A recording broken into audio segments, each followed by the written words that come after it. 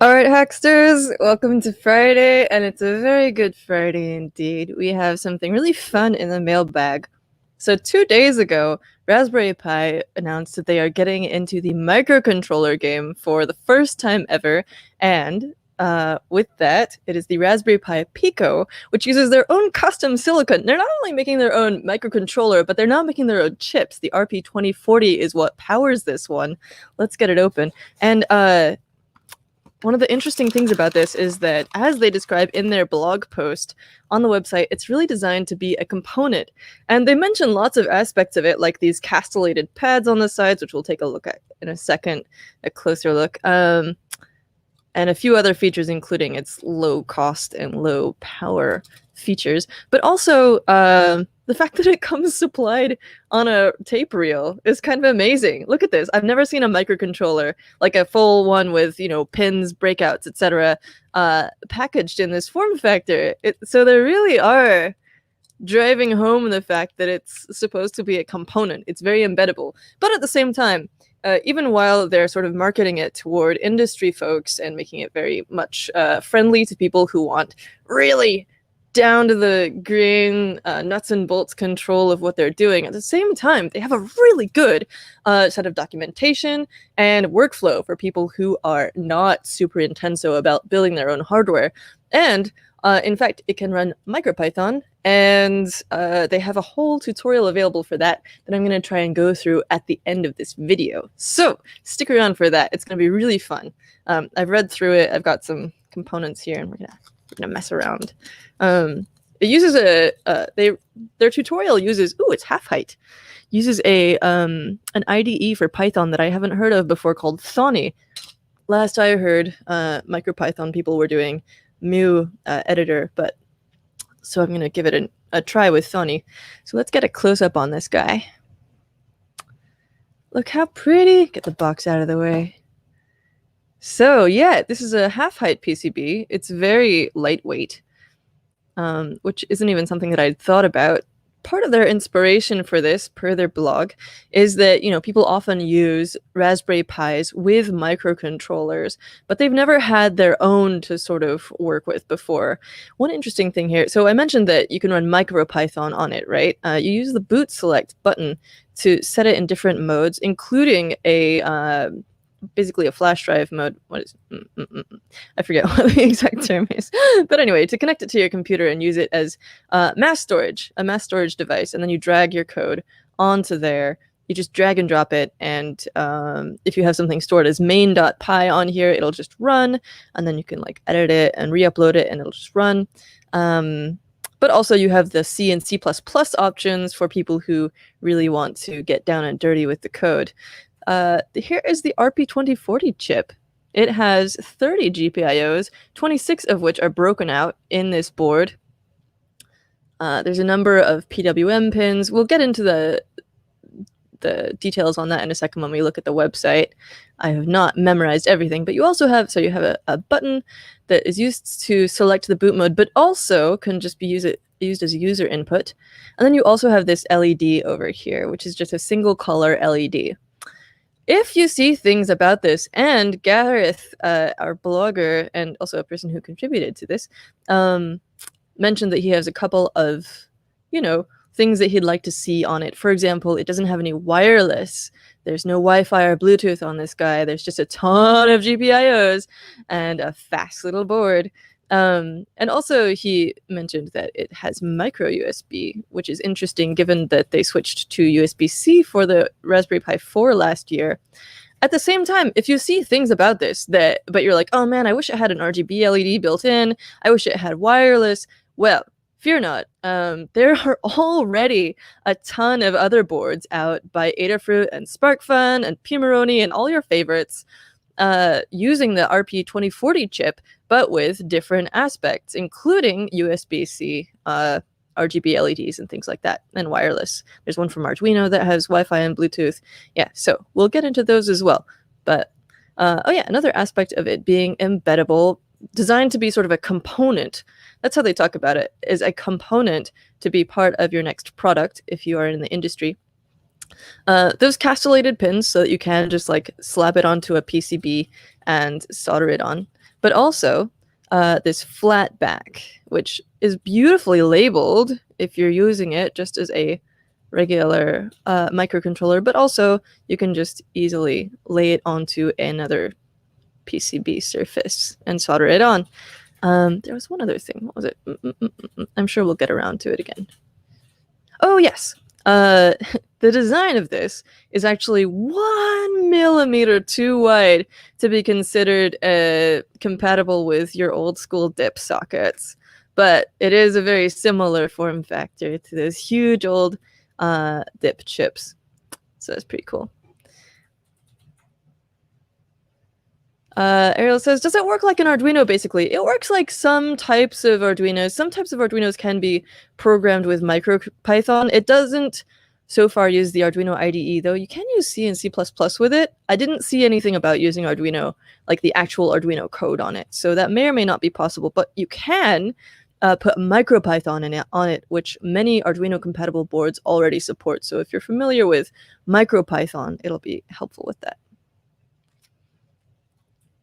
I believe it does come by default with a C and C++ compiler, but we'll take a look at more of that information later on, as will we hear about options with an SD card. There, again, if there's stuff that you'd like to see on here, but you don't, fear not. There are already tons of other boards out by your faves using the same Rp2040 chip with aspects like an SD card, micro SD card holder. So let's take a look at the website. Oh, first up, yeah, our blog post from Gareth, who was himself involved in the development of this board. It contains a ton of useful information. One of the interesting things, oh yeah, okay, I have to tell you, it retails for $4. I just got this from Sparkfun for $4. That's huge. Of course you don't have wireless or anything, but $4. Okay, so they talk about the old dip-like form factor. It is 1 millimeter, or not 1 millimeter, 2.54 millimeters, or 0.1 inch wider than a standard 40-pin dip from back in the day. So then they describe the naming of the chip, which I thought was pretty interesting. Here we go. The Rp2040, the name is a code detailing the features of the chip and hinting at future versions to come. Rp is obviously Raspberry Pi. 2 is the number of cores. You've got an ARM Cortex M0 Plus. The 0 is the type of core. 4 is the amount of RAM available, run through this function here. And then the 0 is the amount of non-volatile memory available, which is run through this function here. So 0 if none is available. So that's what the chip's designation means. This is in our Hackster, like Hackster.io/news blog article from Gareth. Oh yeah, interesting stuff about the clock. There's a flexible clock. There's some stuff about how it supports an RTC, but that isn't yet implemented in some of the programming options. So if you're interested in RTCs, maybe read up a little bit more on the details of that. GPIO pins include hardware interrupts, 16 PWM pins. That's wonderful. 3 12-bit ADCs, 2 UARTs, 2 I2C, and 2 SPI buses. You have an internal temperature sensor, which is cool, especially if you're doing it if you're planning to embed this as part of a product. It could be helpful to have an embedded temperature sensor just to make sure things aren't on fire. Also, if the chip is not responding, that's also an indicator it might be on fire. An on-chip clock and timer, as mentioned, and 8 programmable I/O state machines. This is really interesting, and it has it connects to some of the memory options on here as well. The USB port can also be used in both host and device modes, though software support for this is a work in progress, so that doesn't exist yet. So, programmable I/O, PIO. So GPIO stands for General Purpose I/O. PIO is not a shortened version of that. It's its own thing. Programmable I/O. I/O is in and out, input and outputs. But you can program them for things like okay, the way they describe it is it's a custom processor, a core designed for bit banging input out and output. So if you don't have hardware capability for a specific protocol like SPI or UART or whatever, or other ones that you might be interested in using but aren't yet supported, as mentioned before, there's already stuff for SPI and whatever. If you want to support other protocols, you can do that with bit banging, which is basically using software instead of hardware to support those protocols, which is really interesting. You have these first in, first out hardware memory buffers to stuff data in, shuffle data in and out, and stuff like that. It's pretty cool, according to Adams. So again, this is sort of helping you get really down with the nuts and bolts of what you're building. Gets whoever's going to use the device closer to their hardware. You get to really think about the bits and how you're talking to the external devices. The list of interfaces it will support will grow over time, etc. I don't need to read this whole thing to you. Go read it yourself. It's very interesting, I promise you. There's more stuff that I'm not covering here because I'm breezing through because I want to get to the actual setup. And of course, yes, so there is their own SDK for C and C++. It does not seem to imply that that's for Arduino. You're not going to yet have the Arduino IDE supported, although, you know, in this next article that we're going to look at really quick, there is an Arduino version, the Arduino Nano Rp2040 Connect. And so my assumption is that if you get this one, then it will already support the Arduino IDE. I haven't like triple checked that though, so don't take my word for it yet. But that's where you can do your digging for it. Okay, so cross-platform SDK for development on Windows, Mac OS, and Linux, and of course, including the Raspberry Pi family itself. So if you have a Pi 400 that you've been using as your desktop, you can use that to program this.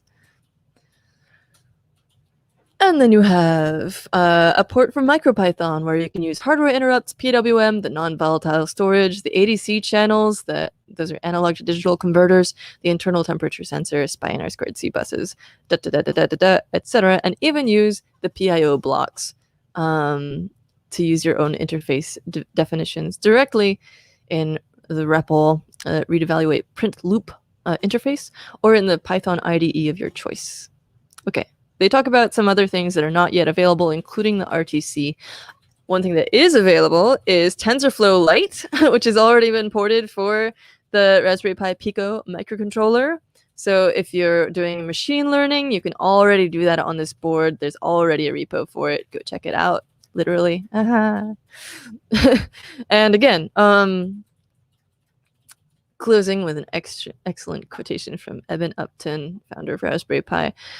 Gareth again is upset about the choice of micro USB port. But again, if you want USB-C, check out Raspberry Pi's own blog post about this, which is linked as well in the description below. There's a couple of interesting things in this article. They specifically go into more info on the chip itself.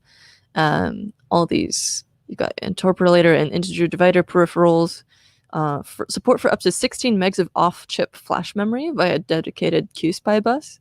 Interesting. So lots of extra info in here about the chip itself, extra info about the Pico, including some cool stuff about power, actually. So its power supply chip supports input voltages from 1.8 to 5.5 volts, which means that you can hook up a, different numbers of AA cells, AAA cells, lithium ion cells. There's no charging circuit, but okay, I'm building up a backlog here of things that we have to talk about. So USB-C, first off, the Adafruit Feather Rp2040 board does have USB-C and it has lithium poly battery charging. So both of those things that we just talked about there are, you got USB-C, you've got a LiPo connector with a charging circuit, which is beautiful. And you've got a little I2C connector for quick or Gemma or Stemma connectors, other I2C stuff. Very cool. That's the Adafruit Feather version. You've got an Adafruit Itsy Bitsy form factor for the Rp2040 chip. Again, we're talking about the, if you're just joining us, we're talking about the new Raspberry Pi microcontroller, the Pico, which is powered by the Rp2040 chip, which is Raspberry Pi's first silicon.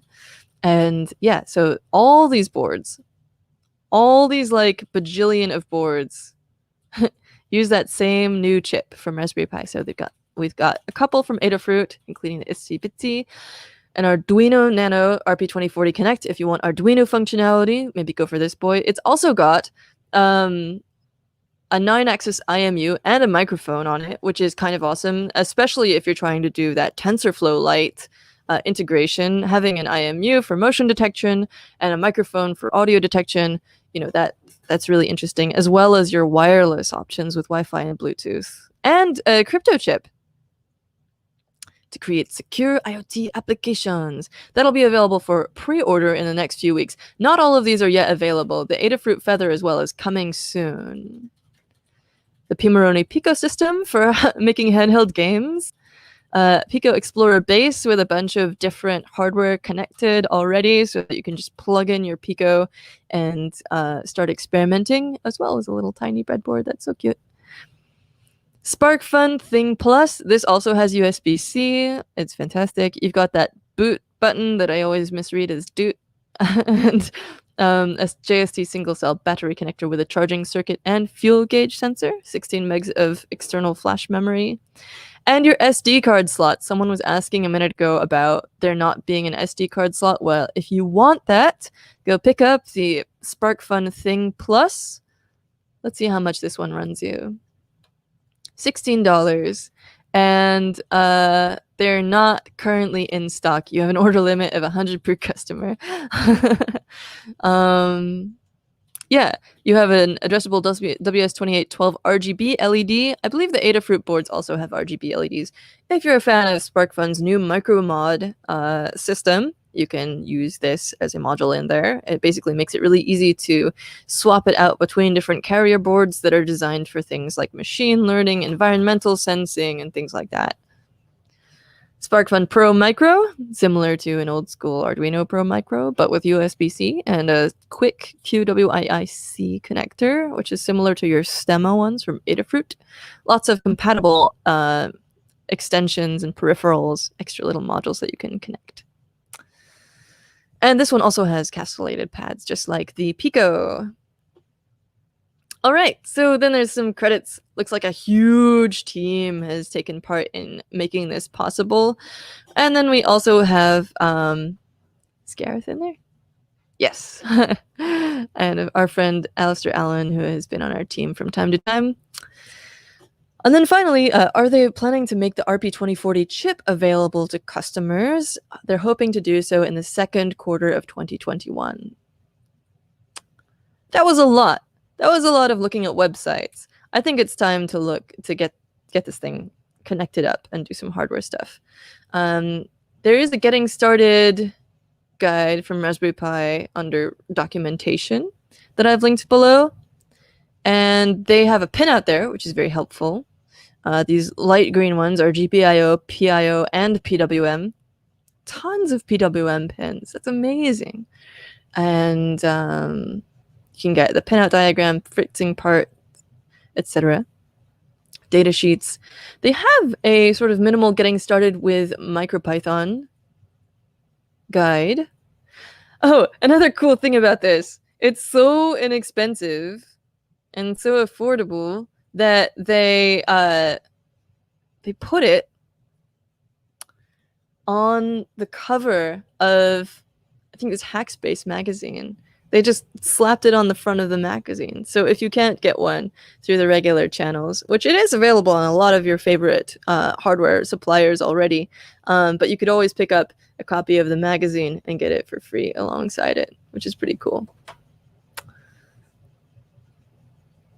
Finally, an alternative to Arduino with standard equal spacing. Yes, it's a pretty standardized form factor.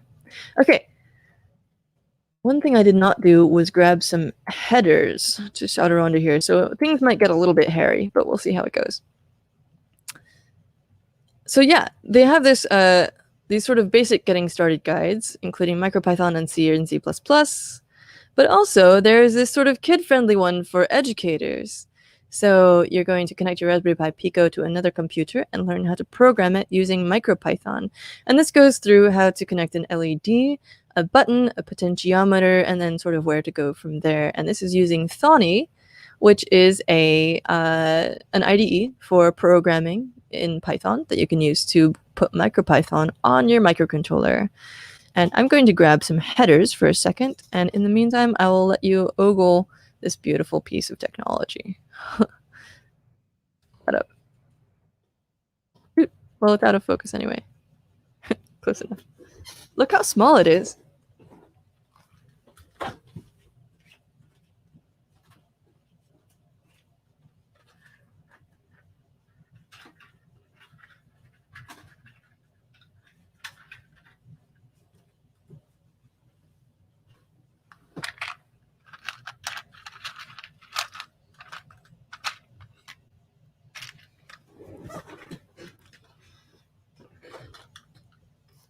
So I think I have some headers that are going to be long enough. Ooh, just made it.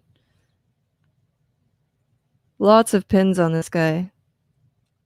Oh, one short. Which end am I going to cut off?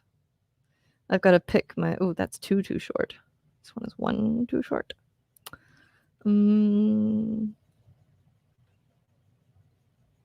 What is this unlabeled pin? Interesting. Did they just like smush them together? They did. Okay, so that's ground. Okay, let me actually focus on this for you. Here we go. So the labeling is kind of funny because there's these mounting holes here. They've sort of smushed up these last few labels. So you get ground, GPIO 14, and GPIO 15, which is one that we're going to be using in these tutorials. So I can't get rid of that one. And you've got GPIO 0, 1, and ground. Okay. That's funny. I'm sure someone in the company was like, it's an aesthetic nightmare. But what are you going to do? Okay, so we're going to make sure that we include 15. And maybe someday later on, I'll solder on like a lone extra pin on the end there. But this is what we've got for now. So I'm going to speed up my soldering iron, get it up to speed.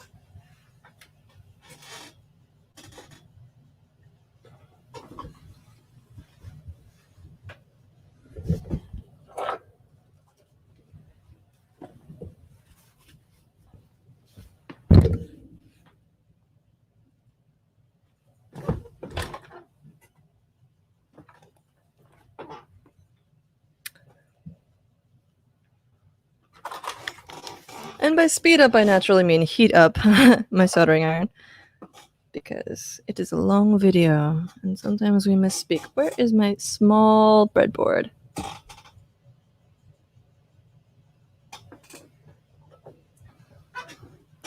Here we go.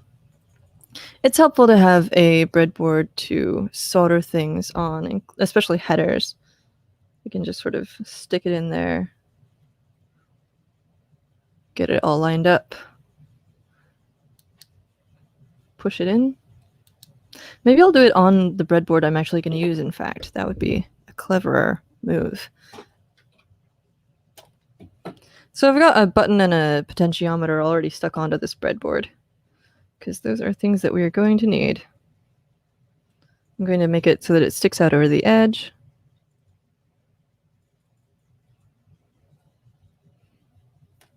That is crooked. That's no good. There we are. Making sure that I have space on each side to put other pins in.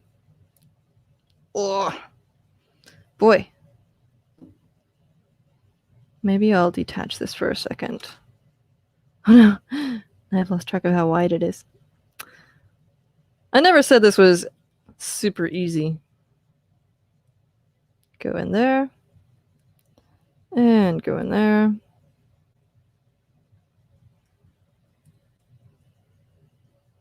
But it is easier than trying to solder headers on just against a regular table.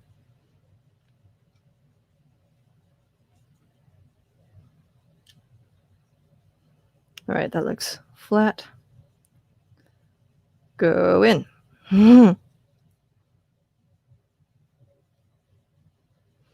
Apparently this breadboard is a little bit of a tight fit. I don't want to apply too much force to the board itself, which is why I'm sort of trying to lift the Pi off of the headers, but leave them in the board, in the breadboard. We'll see if it works. Can I get this even a little bit in there? Just so it stays? Okay. Now I'm going to exert. Oh dear, this is very difficult. Boy, that really doesn't want to go. We might have to come up with a couple of plans B here, but about that, does that work? Apparently all my breadboards are really finicky, or my pins are really big, or both.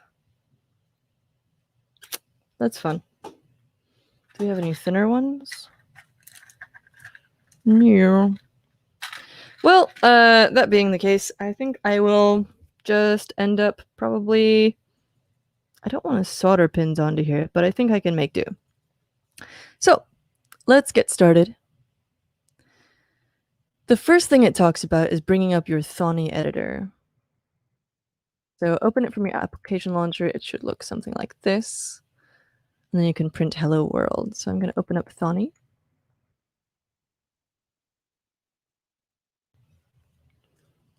And try to bring that up for you as a window.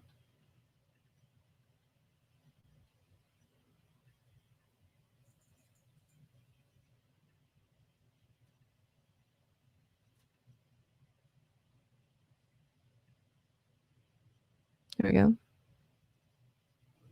And can we make it smaller?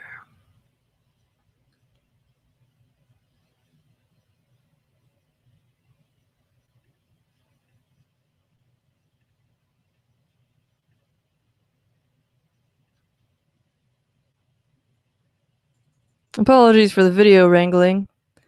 Trying to get you to be able to see everything at once, which is a little bit of a challenge.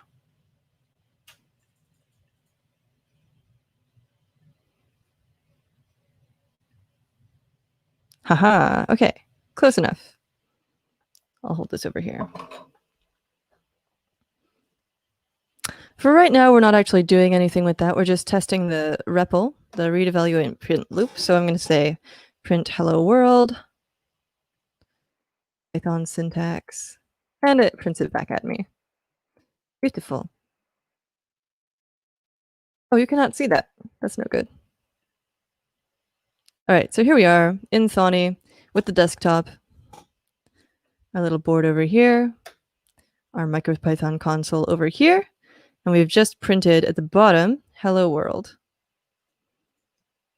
So next up in this tutorial, it says add the Micropython firmware. So I will have to plug it in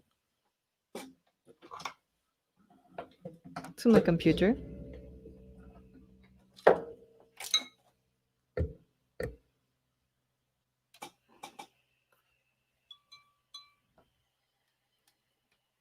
And then in order to connect these two things together, I need to hold this button while I plug it in.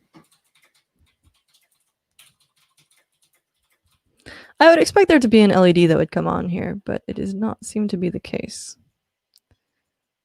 So, but it should be in USB mass storage device mode. And indeed, I do see it on my computer as a device called Rpi-RP2. Great.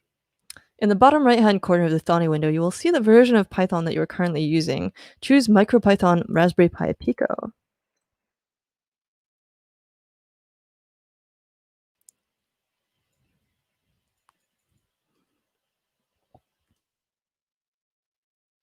Because here you can install or update Micropython firmware on Raspberry Pi Pico. This is in an extra dialog that you unfortunately can't see right now.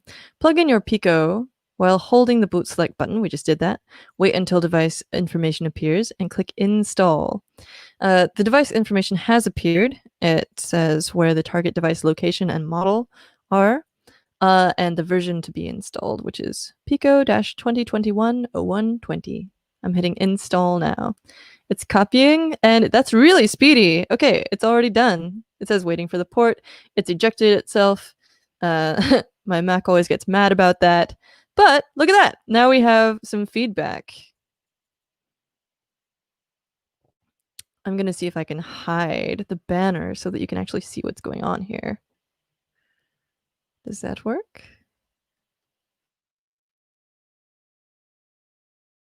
Here we go. So now we have Micropython v1.13-2 on 2021-0121, Raspberry Pi Pico with Rp2040. Type help for more information. What happens if I do that? Let's see. Help. Welcome to Micropython. Quick overview of some objects. Machine.pin, get a pin, ag machine.pin 0, or 15 in this case, or whatever. Machine.adc, machine.pwm, make a PWM object from a pin. Machine.spy, machine.timer. You can use this in some ways, but not for the RTC apparently. Pins are numbered 0 to 29, and 26 to 29 have ADC capabilities. Pin IO modes are pin.in, pin.out, and pin.alt. I'm curious about that pin.alt one. Yeah, cool. Oh, and you have pull-ups and pull-downs. That's great. Turns out that it helps to read the manual. Okay, cool. So the next step in this process, according to the website, is to use the shell. Again, this tutorial is linked in the description to the video.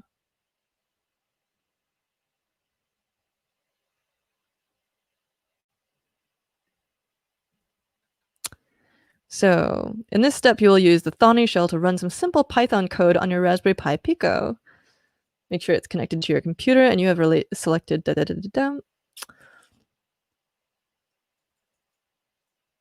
So we are now able to communicate with the Raspberry Pi Pico. I can type commands into the shell and they will run on the Pico. So if I say print hello,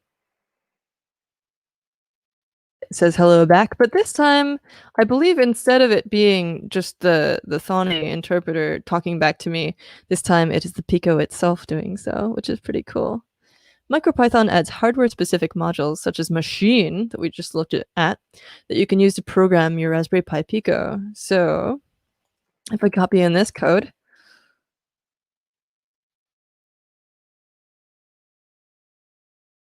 ooh, let's see, did that turn the LED on? It did! Oh, fantastic! Okay, so basically all in one go here, what we just did is we said from machine, import pin. I'm going to make this a little bit higher because we don't need to see those menus and things so that you can see everything that's going on. From machine, import pin. So that's telling it to look for, you've got a module called pin that handles talking to the pins. You've got an LED variable that's talking to pin 25, setting it as an output, and then telling it turn on. So that's how we got our LED on. And then if I do LED.value, one-handed typing, 0, it'll turn off. Fantastic. I can hit the up arrow to go to the last command and then edit it. Beautiful. Okay, so we can turn a pin on and off. That is a great victory for Friday afternoon. I have another half hour with you, so I'm going to see how far I can get in this. The next step is to blink the onboard LED. So in the same, they want us to use the main editor pane now, which kind of makes sense because we're going to be writing and editing code and have it actually persist. So I'm going to put this in the main pane. So again, we're importing that pin module. We're saying there's an LED. Well, it doesn't know it's an LED. That's our variable name. but it's on pin 25 and it's an output, and that could be anything. I could tell it's an LED, but it could actually be like a DC motor or something. It doesn't know.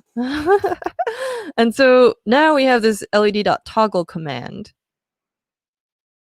Then I hit run, and it asks whether I want to save it on this computer or the Pico, which is interesting. And so I choose the Micropython device. So presumably I want to be able to save multiple pieces of code. So if I want to save this for later, I will save it to my computer as well. Right now it's only saved on here, not on my computer.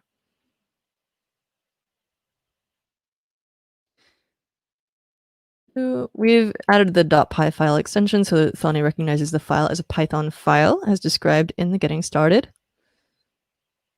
Oh yeah, and each time I click this run button, let me show you it.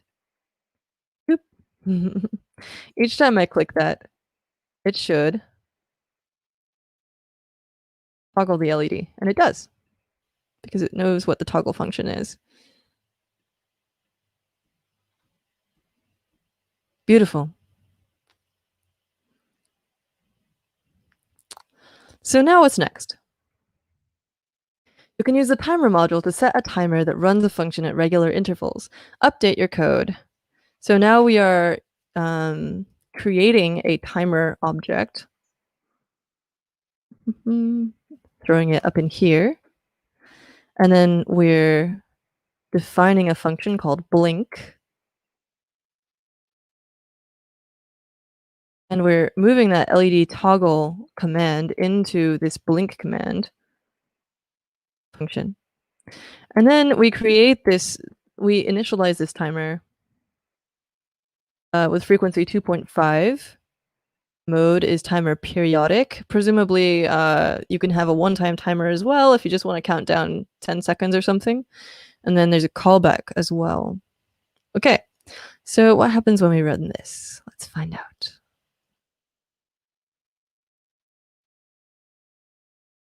Oh no, traceback.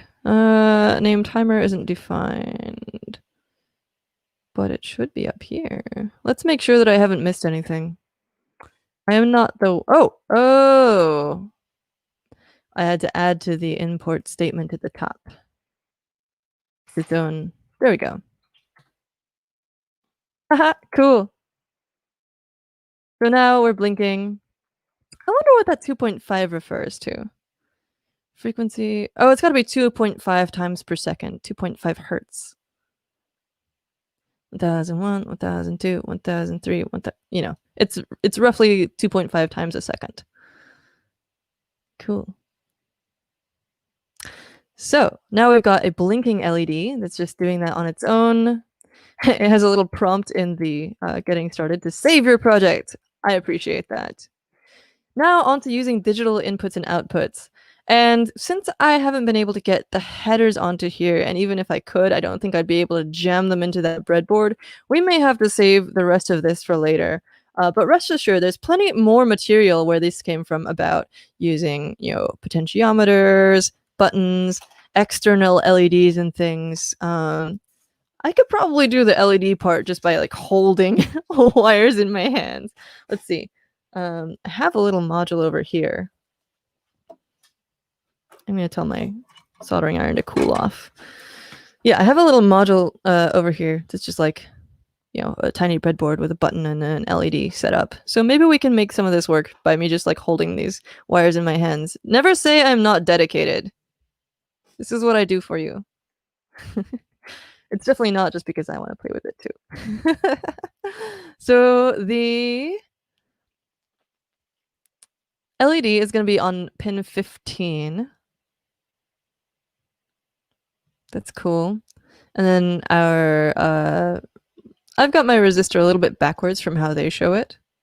Let me show you the tutorial here. They have the resistor going into the positive leg of the LED. I have mine going between the negative leg and ground. That's fine. As long as it's in series, it's fine. The LED is connected to pin 15. And we're going to do the same thing, but we're changing the pin number to 15. And that's going to be where we have our hardware LED connected. So first up, I'm going to change the code to pin 15. Start running that. Of course, our other LED is just stuck on now because that's where it was in its process when I decided to save a new version of the code that is no longer blinking that pin. Instead, it's blinking pin 15. So if I take this little power and this little ground and attach them to pin 15, which is this one,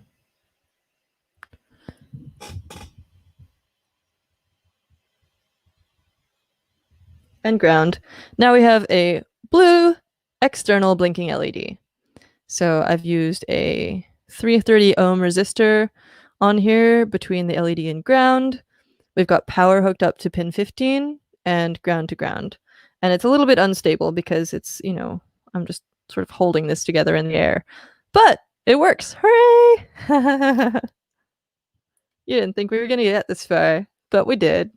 Together. And now we can add a button to the circuit, as shown in the diagram below. I still have faith that this is going to work.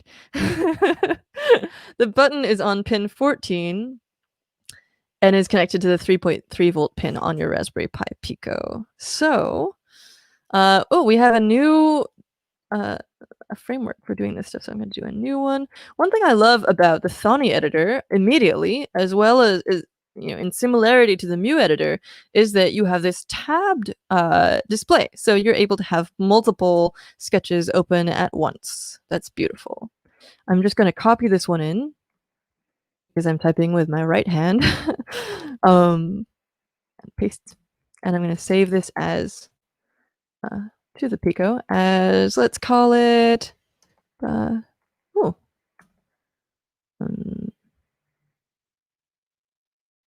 very simple, button led.py. Okay. Okay, so we have a... I think this is getting mad about tabs versus spaces. So that's spaces. Then what about this one? That's a tab. Ah, see? Look at this. It's getting mad at me because of indentation when they're the same size, because one is tabs and one is spaces. Make sure that you get that or it'll ruin your life. Okay, there we have it working. It's not yelling at me anymore. Leon has a good point. TNC has way more power, but also costs more. It's basically a big trade-off that you're making. They have designed this to be low cost, high performance, and easy to use. I'll give them that. And they've done a great job of it. So the button is on pin 14. Okay, the nice thing about this is that both of them are connected to the same ground pin. So I only have to hold one ground pin in place, and they're all right next to each other, which is beautiful. I just have to make sure that the pins don't touch each other. Again, I tried, before you jump in and yell at me, I tried to solder on headers, but my breadboards are too tight for that, apparently. I'm the kind of person who actually, don't tell anyone, I actually kind of hate breadboards because they're very finicky. It's so easy for them to fail in various ways. Oh, interesting. That's not what I expected. I would expect it to only work. Why is that happening? So what should be happening is it should only turn on pin 15 for the LED if the button is pushed, but that is not what's happening. Let's take a look at the code. Pull down. Oh, maybe I need to pull it up.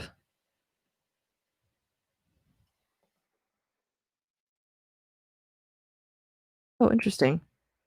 It says it's busy, so maybe I need to reset it. And I'm just going to do that with a hardware reset. Doop.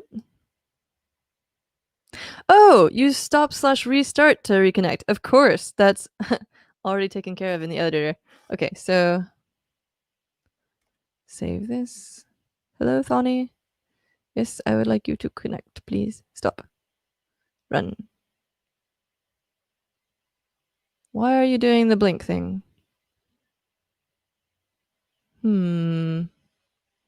If button value. Okay, so while true basically means run forever. Let's go through this from the start because I didn't type this out by hand. From machine, import pin and import time. So in this case, here we had them both. Oh, timer versus time. Interesting. Okay, so anyway, we've got the time module, which is really familiar to people who work with Python. You could put these in one comma separated statement like up here, but they've got it separately here. LED is on pin 5, it's set, or 15, it's set to an output. The button is on pin 14, it's set to an input, that makes sense. And it was set to a pull down, but I've set it to a pull up. I think this has to do with them probably connecting the button to power instead of ground. But while true, aka forever, if the button value is positive, so if it's true, oh duh, because my, of course it's true, I've got a pull up statement on here. So what if I, haha, it stops. Okay, cool.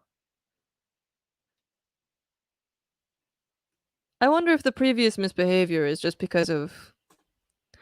Oh, I know what it was. It's toggling, not turning it on if the button is pressed, which I didn't notice when I first uploaded this. So it was doing the right thing.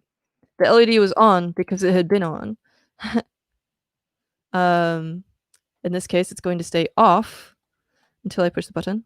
Boot. That should be the case, but it's not, apparently. Stop. Run. What is the trouble? It seems to have lost connection, which is interesting. We did get an example of it working, which is nice. I'm going to see if I unplug and replug this.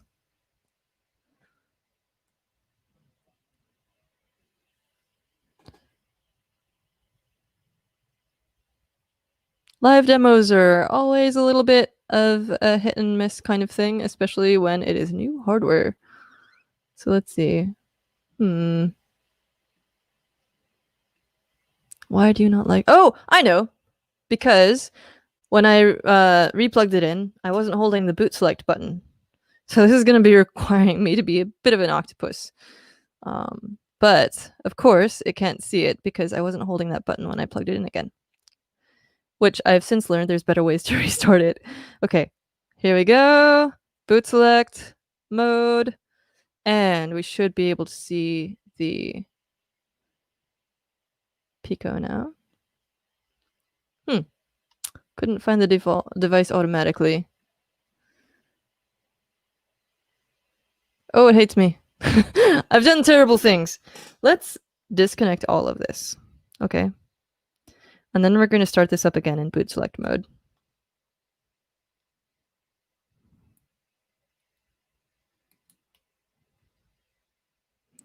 And we're going to hope that it shows up. It wants me to reinstall the Micropython firmware on it, which is interesting. But it did that really quickly, so that's great. But I'm not sure why it wants me to do it a second time. Okay, so once again, we've got our pins in this order. I'm going to plug them in. Ground, pin 14 and pin 15, all right next to each other. I should do this with it off, honestly.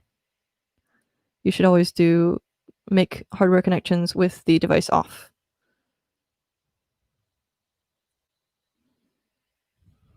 Okay, now I'm going to run this and hope that we get a toggle. We do not! Okay, live demo strikes again.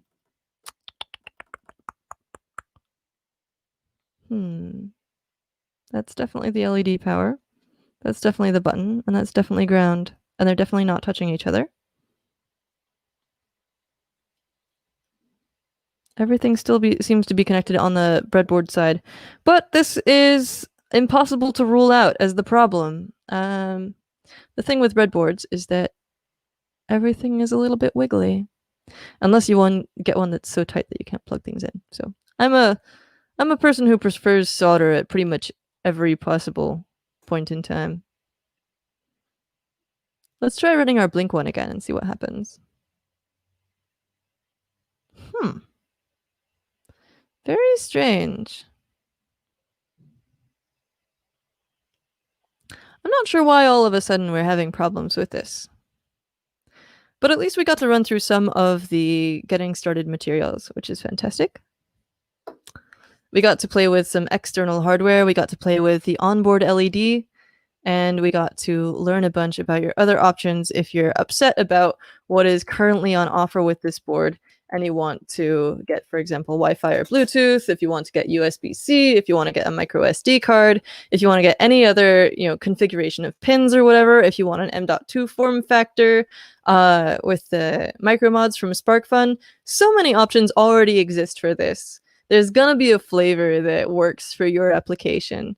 So go and check out the Raspberry Pi article linked in the description. Go check out Gareth's article on the Hackster blog. There's a wealth of information already out there, and I have confidence they will find what you want. Congratulations to Raspberry Pi on their first ever silicon and their first ever microcontroller. It's really fun so far, despite all the, live demo tomfoolery as always. I thought it was very fun. Process of elimination and troubleshooting. Yes, some pre-soldered pins might be an advantage, says Mr. Who 30. Yes, that's true. I prefer solder. In this case, it was not. I don't want to solder individual pins to this because I do still want to put headers on it. I do still want to be able to use it in a breadboard.